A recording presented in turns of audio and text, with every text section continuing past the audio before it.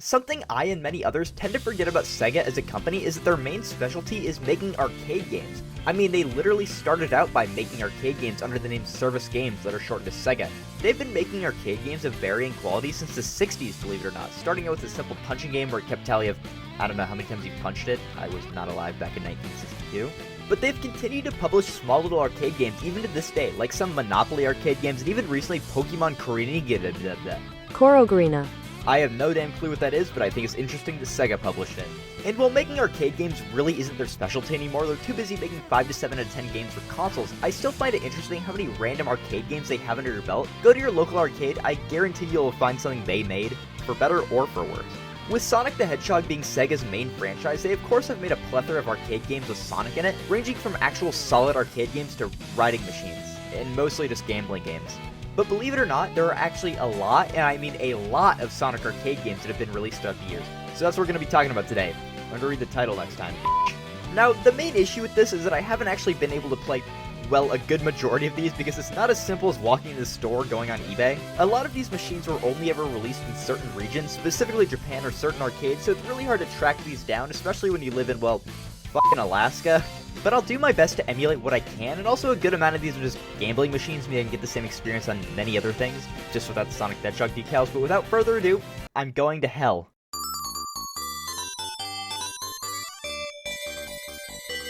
Okay, so technically, this isn't even a Sonic game. Great way to start off here. Where this game connects to the Sonic series is that, in a way, this game works as somewhat as a precursor to the Sonic series, as the Flickies are these little bird animals that pop out of the badniks in the classic games. You may also recognize the Flicky specifically from Sonic 3D Blast, my favorite game ever, where essentially the entire game revolves around getting them to safety with these little rings, whatever the hell. In this game, Flicky, you play as a blue Flicky where you need to find your yellow friends called Chirps and lead them to safety. You gotta stay away from enemies like tigers and lizards who want to eat the Chirps, and that's pretty much it. This game is pretty similar to the game Mappy, if you know what that is, and I'm not the biggest Mappy guy out there, so this game is kind of just like a worse Mappy, and I got a little bored. I'm sure you could have some fun with this game, especially as a little chump in the 80s, but for now, you're better off playing with a stick in the road and hope you don't get hit by a car, or do, if you're one of those people. Okay, listen, a lot of these I have absolutely nothing to say about, so bear with me. Speaking of cars, though.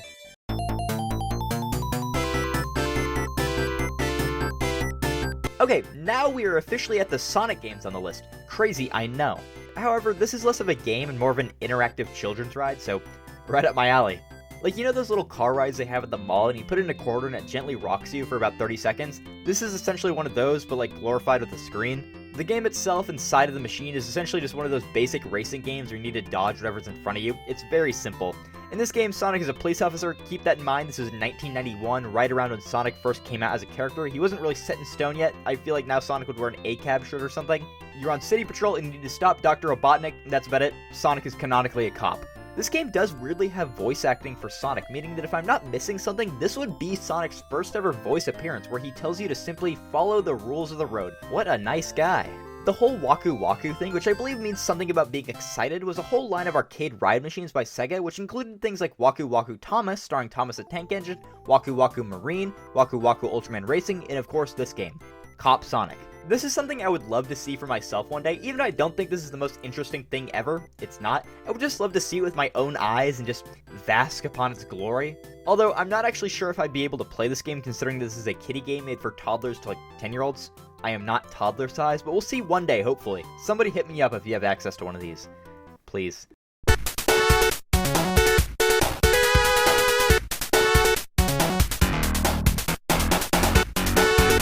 This game, like the previous game, is less of a game and more of an experience you'd find at an arcade, a mall, or something like that. And this one's also just a lot less interesting compared to the car ride one, as this is just a claw machine. I actually quite like the look of the machine itself. The pink mixes well with Sonic's blue, and the art inside of the machine is not commonly seen, which I always love. And at this point, there weren't really many Sonic characters to make merchandise of, so all you really have is Sonic, Robotnik, and some animal buddies. And I actually think that these are some of the very first Sonic plushies ever made. I really love the look of these plushies. I love Sonic's stringy arms, and I would love to own one of these someday. But turns out I can't even find any of the Sonics for sale, and Robotnik is like $200, and the Flicky is like $65, so not now. But while we're here, I should probably explain the whole Sega Sonic thing. Sega Sonic was a line released in the arcades where they simply renamed Sonic to Sega Sonic because the right to use the name Sonic alone was already taken by some racing game, I think. It's pretty simple to some legal stuff, but I thought I'd mention it now as the name does pop up a few times here and there, so you don't get confused later.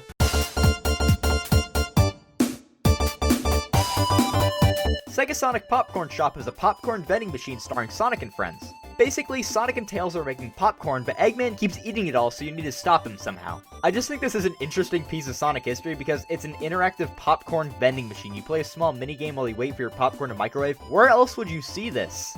Fun fact, this machine was referenced in Sonic Mania because why the hell not? I guess all I have left to wonder about this machine is if the popcorn itself tasted good. Too bad I will never know because this thing released over 30 years ago exclusively in Japan, but hey, a guy can dream. Although, dying to Sonic the Hedgehog branded popcorn would be a really cool way to go out.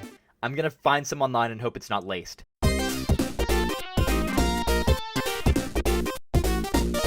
This game is very similar to the previously mentioned Waku Waku Sonic Patrol car, but this time in space. And they also got rid of the whole Waku Waku branding, instead went with the Sega Sonic branding, although still technically being a part of the Waku Waku branding, I'm just a messenger. This is basically a shooting type game, sort of like Galaga or something, but you're a Sonic and you're in a ship and you're fighting Dr. Robotnik. And the game itself is quite pretty, I won't lie.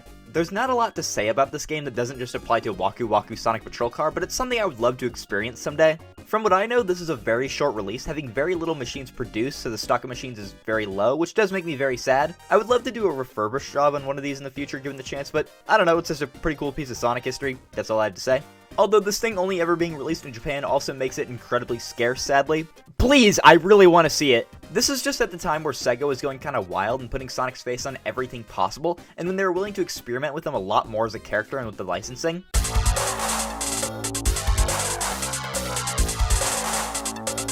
Sega Sonic the Hedgehog is what I would consider the first real Sonic the Hedgehog arcade game, and I know we're like 5 games into this and I'm only officially declaring the first real one now. It's a wacky world we live in. Again, I'm only a messenger. This game is actually the first appearance of pretty iconic Sonic characters and diehards of the Sonic series like Mighty and Ray. While in reality their game appearance can be counted on one hand, they're still incredibly iconic to the Sonic series, and well, I really like them, so that counts somehow. In this game, Sonic, Mighty, and Ray have all been kidnapped by Eggman and thrown onto some island. And you know anything about kidnapping in islands is, not very good usually, so they must escape. This game's main gimmick is that instead of being played like most other arcade machines, you must play this game using a trackball like from an old mouse. Fun fact, I put one of these in my mouth one time. Don't do that. And I'm sure this worked fine enough back in the arcades in 1993, but the main issue with these is the trackballs wear down over time with all the kids touching it and, it just getting used a lot. Another issue with the whole trackball design is it makes the game a pain in the ass to get a proper experience with through emulation as well. This was an arcade game exclusively released in Japan in 1993, so it's quite obscure, and 2, playing the game with a keyboard and mouse is just kinda sucks. I mean, sure, you can get it to work if you try hard enough, but you can jerk off with an Apple Watch too, And where the hell do you even find a trackball board like you can see in the original arcade machine? Tell me, I will probably buy it. The game itself is actually pretty fun. While it's something I would never go out of my way to actually play again unless I found an original machine or something, it's quite cool, and I had fun. The controls are a little clunky since I did play this on keyboard and mouse, but I'm sure it would have felt fine on the original trackballs for the machine. But I think the quick races you must do are pretty fun and lend themselves fine to controls. But what I thought about here the most is that this game actually looks pretty good, especially for an arcade machine I wouldn't assume had a crazy budget. It really gives off that old Sonic 3D Blast on the Saturn vibes, and say whatever you want about that game, holy hell, this game can look pretty good on the Saturn sometimes, so give it some points. This game also evidently did pretty well review and sale-wise, as it was put as the 6th most popular arcade machine in Japan for the time, and in 1993 that was probably a pretty big achievement. I don't know, I wouldn't know, but nowadays I'm sure Big Bass Spinner is the one that gets all the money, but back then, you had some actual heart.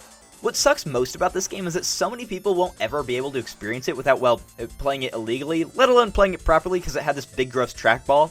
Although there is a theory that the Nintendo Switch 2 will have its Joy-Cons double as mice-type accessories, which could definitely open up the possibility of a re-release, or if you want to get really wild, maybe even a spiritual successor using the same gameplay ideas, also please starring Mighty and Ray. But knowing Sega, they'll probably just re-release Sonic 1 with mouse accessory support, and I would buy it anyway because I'm a sheep.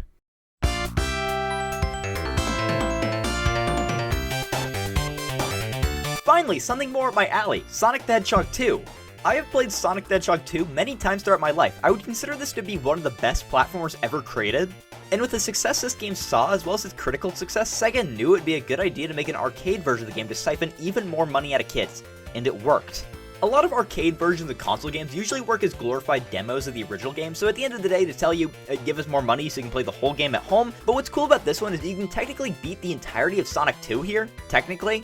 Although, I almost feel like it'd be more worth your time to just go out and spend the money on the game itself, because how much money are you going to have to spend to beat the whole game? Jesus. In this version of the game, a few things were changed about it to make it fit better in an arcade setting, one of those things being you need to continuously pay more money for lives. The game also adds things like a more strict time limit on levels where if you go past it, you'll die. Yeah, cough up your money, you slow bitch. Some levels were maybe shortened and made more difficult, but really there's no crazy changes, but it can make the game a pain in the ass for your wallet, especially if you don't have much experience with Sonic 2. Now for me, it would probably only take me a few dollars to beat the game, but I'm not sure if that's something I should be proud of. You also can't do things like turn into Super Sonic in this version, I assume not to make the game too easy.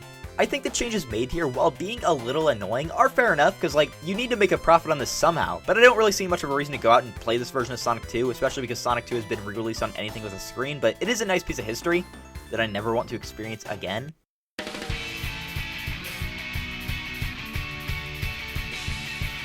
Some of my favorite things to do in this world are gamble and talking about Sonic the Hedgehog, so you would not believe the glee on my face when I found out I could combine two of my favorite actions. What else do I say about this? This is just a redemption game where you slide in a coin and try and get the most points possible. I remember we had a Simpsons-themed version of this game at our local Chuck E. Cheese that I used to play a lot. I would go visit to grab footage, but I feel like entering a Chuck E. Cheese with how I look, I would get arrested, so you gotta believe me. The most interesting part about this arcade gambling machine isn't even the gameplay itself, but it's the art of the machine. This was 1993, which was before Sonic had so many different design iterations, not having the idea of classic Sonic, movie Sonic, modern Sonic, boom Sonic. This time we just had Sonic, and can we please go back? But Sonic here has blue arms, which is something that was only really normalized in the last few years, so that's interesting. And yes, I will die on the hill that Sonic looks 10 times better with blue arms most of the time. You can set as many hits on me as you want, I'm right. Something else about this game, I lost hundreds of dollars here, please donate to my GoFundMe.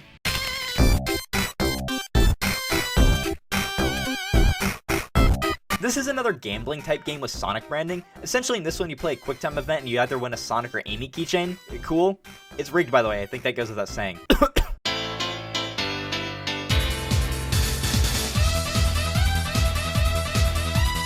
Okay, finally, a game I have more than one sentence to say about. Sonic the Fighters. Now, believe it or not, this is actually a very important game to the history of the Sonic series, introducing characters like Bean the Duck and Bark the Polar Bear, and even though you need to be a Mega version to even know who those characters are, they do make a cameo in Sonic Mania, so that has to count for something. It also puts many characters only seen in the Sonic series a few times up to this point and cements them as side characters, and for the most part we still see them today, like Amy and Knuckles. This is also the first time Sonic was ever officially depicted in 3D, translating most of the characters pretty well into 3D, even if a little of the models age a little funky, but they do have a style. I mean, for the credits of Sonic Movie 3, they use models based after the ones seen here because, again, they do have a fun style. Now the game itself, as the title says, it is a fighting game, which is surprisingly one of the only fighting games to star Sonic. I mean, you have Sonic Battle for the Game Boy Advance, and if you want to count Smash Bros, then go ahead, but for a series with such a colorful cast of characters with different abilities, it's surprising a traditional fighting game was never really made besides this one. And my biggest issue with this game is that I don't think they did enough with each character's moveset. They get the basic moves down, Sonic uses a spin dash, Amy uses her Pico Pico hammer, Knuckles punches. He's a little basic, but that's acceptable. But the majority of each character's movesets mostly rely on punches and kicks, and while I know they didn't have as much to work with here, they could have chose, like, anything else. Now the fighting gameplay itself is actually smooth as butter. I won't lie, I don't have a lot of experience with more traditional fighting games because all I've ever played are Super Smash Bros. And Nickelodeon All-Stars Brawl, damn it. So I don't have a lot to base this game after, especially because this game's gameplay is more similar to, say, Street Fighter, but it does feel good. My main issue is that sometimes the movement can feel a little slow, and sometimes your hits just don't go through, but I'm also kind of stupid, so there's a good chance I just don't know how to play the damn game.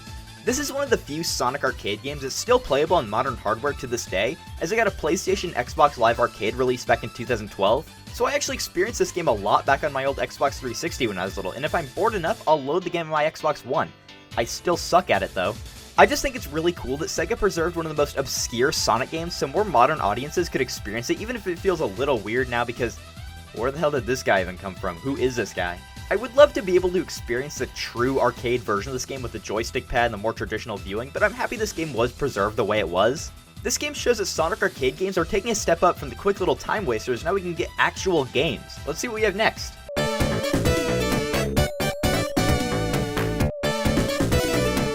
Okay, I take that back, never mind.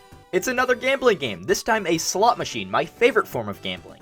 Is that true? I don't know. This is kind of like the slot machine seen in Casino Night Zone from Sonic 2. Sonic and Tails are good and Robotnik is bad, like in Sonic 2.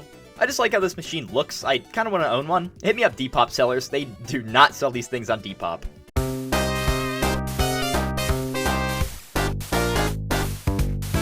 Yet another gambling game. This one is a spinner, as said by the name. Sonic and Tails Spinner. It's just one of those games where you spin the wheel and you hope you get a high amount of tickets. There's really nothing special about this one, but it has Sonic on it, so kids are more likely to spend their money on this. I love capitalism.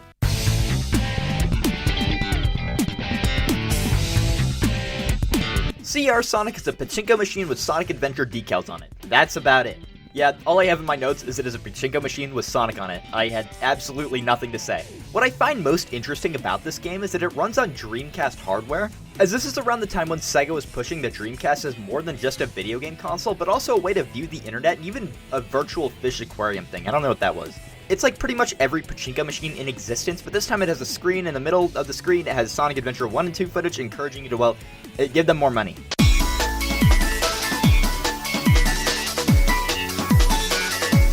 Sonic Spinner is a luck game where you spin the wheel with Sonic the Hedgehog on it and you win money. That's not much to say here again. This is to my knowledge a Chuck E. Cheese exclusive, and I remember we actually used to have one at my local Chuck E. Cheese. However, with all the kids touching it over the years, it was most likely removed or destroyed, or put in some warehouse for mice to chew on the wires. Pretty sad.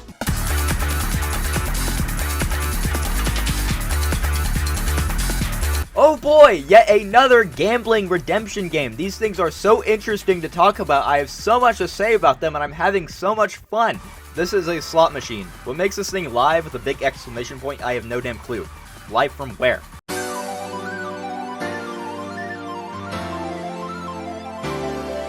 Okay, you have no idea how nice it is to talk about a game that isn't just a random machine you'd find at a casino, because as much as I love to gamble, even a seasoned player needs a break. Now this game is basically just your average arcade basketball game with a Sonic skin to it, nothing special. My favorite thing about these machines, and even the basic gambling ones, is that often you'll find new or obscure Sonic renders and artwork on the machines, but here they just have the super flat marketable renders, and it makes me kinda sad. Like, come on, you're telling me you couldn't have made a render with Sonic in a basketball jersey and, like, a basketball? You have fucking toys of that. Why is this $80? Also, the basketballs are blue here to fit with the Sonic branding. Just thought that was neat. If I see one of these machines in the wild, I'm stealing one of the blue basketballs. I like to think that the balls here are supposed to be Sonic curled up into a ball, like that one bar scene from the first Sonic movie where Tom uses Sonic as a basketball. Wait, was this foreshadowing? No, it wasn't.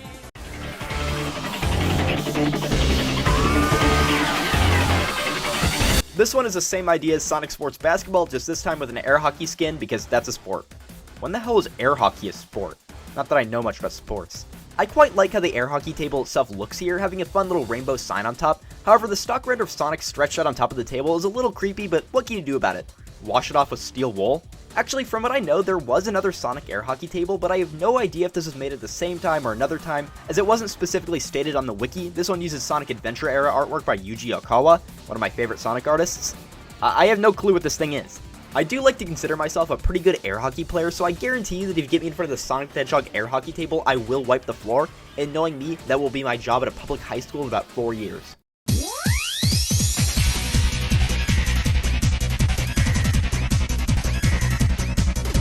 Sonic and Sega All-Stars Racing is, in my opinion, the greatest racing game starring Sonic. This was essentially supposed to be Sega's Smash Bros. Mario Kart game starring characters from Sega's most iconic franchises like Ai from Super Monkey Ball, Amiga from Samba de Amigo, and of course Sonic the Hedgehog, because that goes without saying. This game has really fun tracks based around numerous different Sega franchises, and I would even say for the time it's a worthy rival to Mario Kart. But because why not, Sega decided to make a quick little arcade version of this game and slap it in arcades, and that's about it. Here you can do single racers with people at separate machines or computer players, because I never see anyone at an arcade nowadays. Granted, neither do I go. This reminds me most of Mario Kart Arcade GP with its quick, simple style of races, but it's actually based off a pre-existing game this time rather than something original. I'm gonna assume that if you've played the console version of this game, then you should have a pretty good idea of what the arcade version is like, but I would love to try this version out if I ever get the chance.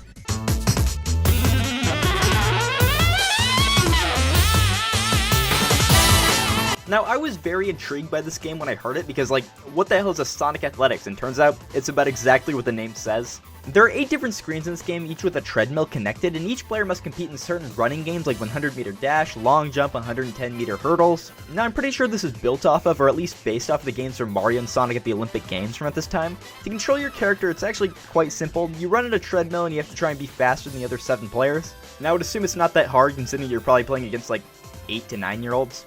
This is pretty much just one of those endurance games you find at pretty much every arcade nowadays, but this time with the Sonic theme, the only way I'll exercise. I'm gonna assume that not a ton of arcades even have this, as it did take up a lot of space having 8 treadmills with 8 large screens. Must be crazy expensive, and like, what establishment has a space for 8 shoddy Sonic running games? And do not mention my basement when I'm 27, it will happen. Although I do have a very distant memory of playing this game in an arcade in Orlando when I was younger, but with how many of these games existed, it's hard to know for sure. I also know I did have Sonic on the mind at the time, so this very well could have just been a very generic treadmill game, as this was around the time when the Sonic Boom designs were first shown off and I couldn't stop thinking about them. I do like those designs, by the way.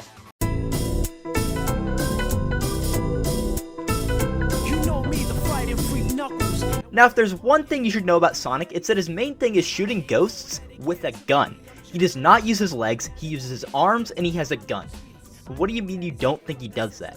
Sonic Ghost Shooting is one of those dark rides you see a lot, like that one that people had sex in a lot, the Garfield one, and it was exclusively released in Sega Joyopolis, Tokyo. Joyopolis, Joypolis, who cares? In this ride, you have a little car connected to a track, and you have these little light guns like the NES Zapper, and you shoot as many ghosts as you can. Now, I'm not sure why Sonic was chosen for this attraction, because there are a few ghosts in the Sonic series, unless you want to count the ghost of Maria. Unless you want to count that ghost that Knuckles fights in Sonic Adventure 2. Sega has dozens of franchises. I feel like they could have found a better one to fit the theme of this ride. And from what I know, the Sonic theme here doesn't really go much past his face being slapped on the car and other places. Now, I'm not 100% sure about this, because I've never been to Tokyo to try this thing out, and I wasn't able to find any footage of this ride online, so I'm kind of going off the wiki's word here, which isn't much. Hell man, I don't even know if this arcade is still open. Someone needs to take one for the team and visit Tokyo Joypolis to give us some footage. Not me though, I'd rather spend my money on Fortnite skins. From the information we have on this arcade ride thing, it kind of reminds me of that one Buzz Lightyear space shooter ride at Disney World, and fun fact, as I'm editing this, I am on a vacation to Disney World, so I can sort of experience what this game is like. Close enough.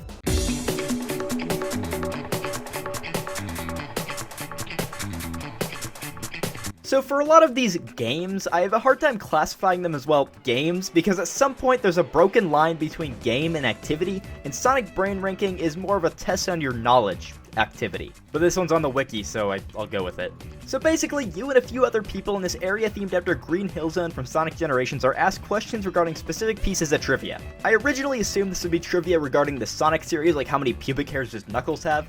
The answer is 4 1/3, by the way. But I'm pretty sure it's like educational questions about math and science, but I really have no idea. I tried looking for an archive of some of the questions and came across this Reddit thread, and the only reply is, I don't know. So, thanks. Something tells me with my educational standing, I wouldn't do super well in this game.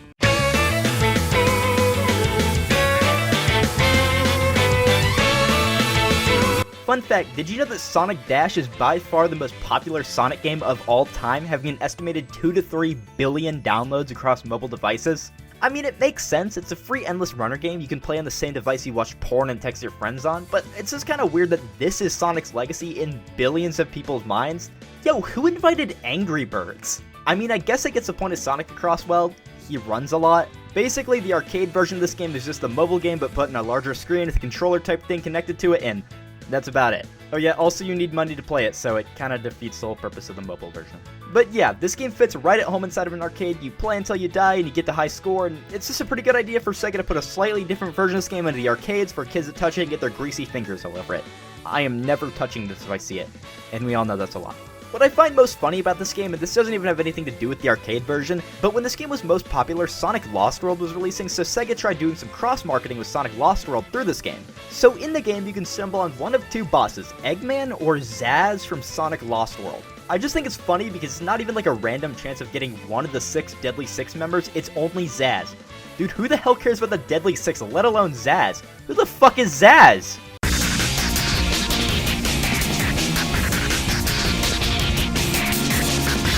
Sonic Blast Ball, jeez, don't do that to me. Sonic Blast Ball is yet another gambling redemption game where this time you drop the ball and you hopefully get the highest number of tickets, but usually get like 3. This is just one of those, but with a Sonic skin. I don't know, who cares. I actually like these games as a way to gamble because it's not completely up to chance. You can kind of strategize where you drop the ball, which can affect it a lot. It's still gambling at the end of the day, but there's some strategy. Actually, out of all these machines, this one would technically be the best one to gamble with, so if you're ever in a really wacky casino with only Sonic the Hedgehog machines to gamble on, just remember my advice. Only use this one, and stop making me dream.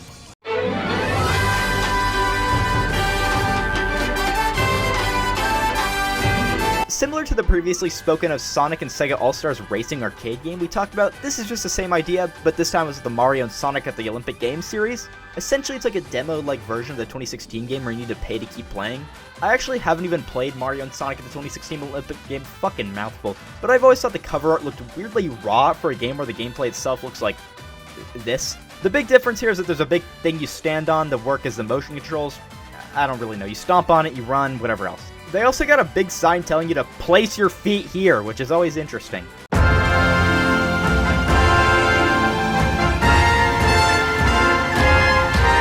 For our final arcade machine on the list, we don't have anything really special, it's just the same idea as the last one with a new version of the game, this time for the Tokyo 2020 Olympics. Now, if you were alive 5 years ago, which, God, I hope so, you would know that in the year of 2020, we were in an indefinite lockdown. Not allowed to go anywhere in the store, anywhere with like more than 6 people. It sucked. Well, one of the casualties of this was the cancellation of that year's Olympics, but we still got a Mario and Sonic game that year for it, so only the obese guy and the Hedgehog got to participate in that year's Olympics. Sad world we live in. Imagine training for years just for that to happen. Imagine training for years just to be called a man. Well, we got an arcade port of this game much earlier in 2019. They dodged a bullet there. This game very well could have gone unreleased. Yeah, there's not much to say about the game itself here. It's just Mario and Sonic at the 2020 Tokyo 20 the games. Essentially, if you played the game on Switch, you've played the game at the arcade and vice versa. I do actually like that these arcadified versions of the Mario and Sonic at the Olympic Games games are the way they're going to making Sonic arcade games. That was a mouthful. The games being minigame collections where you just need to get the high score work perfect in an arcade setting, and the fact that Sega can just strip the game and it already works fine in an arcade, it probably saves Sega a lot of money and nobody really cares. I just think the main issue here is that branding the machines, and by extension the game series itself, with a certain year's certain event, because playing the games anytime outside of the year's certain event just feels a little off, you know? But I guess that's more of a commentary on the whole series rather than this specific version at an arcade.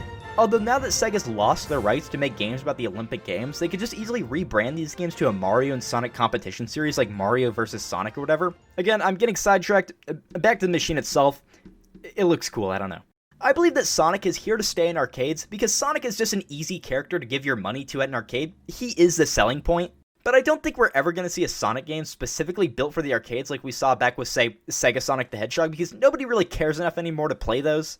Modern arcades' main focus isn't on the games itself, but rather how they can give you a reward while still making a huge profit, aka ripping you off. So most games work more as get the high score on a simple minigame rather than something you would actually want to play. So there's not really a market for a game like that outside of basement dwellers like me who would just get upset that this game didn't get a home release, like Sonic Dream Team. But looking back at all these random arcade releases throughout the decades has really shown me how diverse and weird Sega can get with the Sonic series. Like, we went from things like basic arcade games like Sega Sonic the Hedgehog or Sonic the Fighters to an interactive popcorn machine. What is this, Hello Kitty? And while I'm sad we probably won't get anything super interesting like back in the mid-90s, I also understand because, again, what market would this be made for? But this also just showed how interesting things from Sonic's past are, like, again, an interactive popcorn machine. What the hell is this? Actually, I explained what it was. Watch this segment. This is stuff not a lot of people know of, let alone have experience, so looking back at all this stuff is like getting a sneak peek into a completely different person's life via a game where you play Sonic as a police officer. It's odd. Now, all I have left to do is never do this again.